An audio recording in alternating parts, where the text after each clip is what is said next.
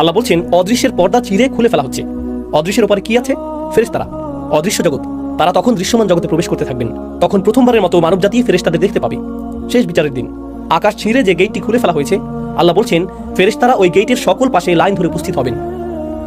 ওয়াল মালাকু আলা আরজাইহা ওয়া ইয়াহমিলু আরশা রাব্বিকা ফাওকাহুম ইয়াওমাইযিন সামানিয়া। এবং আরশ, আল্লাহর রাজ সিংহাসন সেদিন বহন করা হবে 8 জন দিয়ে। এই 8 জন কারা সে বিষয়টা আল্লাহ বর্ণনা করেননি, কিন্তু মুফাসসিরগণ বলেন ওনারা 8 জন বিশেষ ফেরেশতা যারা আল্লাহর আরশ বহন করার দায়িত্বে নিয়োজিত। আল্লাহর আরশের একটি ভাষণ সেদিন বহন করে আনা হবে, শুধু মানুষকে দেখানোর জন্য যে রাজাধিরাজ আল্লাহ মানুষের বিচার শুরু করতে যাচ্ছেন। কারণ আগের যুগে এখানে প্রতীকের ব্যাপারটা গুরুত্বপূর্ণ।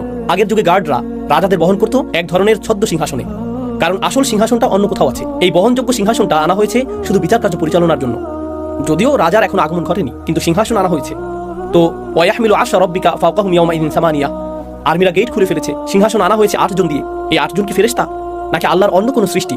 আলী রাদিয়াল্লাহু তাআলা আনহু সহ অন্যরা বলতেন যে 8 জন বলতে কি 8 জন, নাকি 8000, নাকি 8 লেজন বোঝানো হয়েছে।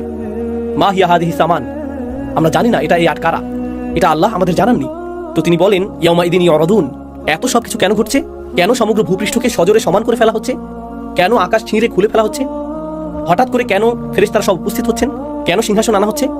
এই সমস্ত কিছু কেন ঘটছে? ইয়াউমাইদিন তুরাদুন, সেদিন তোমাদের সকলকে, তিনি আমাকে বলছেন, আপনাকে বলছেন, সেদিন তোমাদের সকলকে হাজির করা হবে। তুরাদুন লা তাখফা মিনকুম খাফিয়া, তোমাদের কোনো গোপনীয়তাই আজ আর গোপন থাকবে না।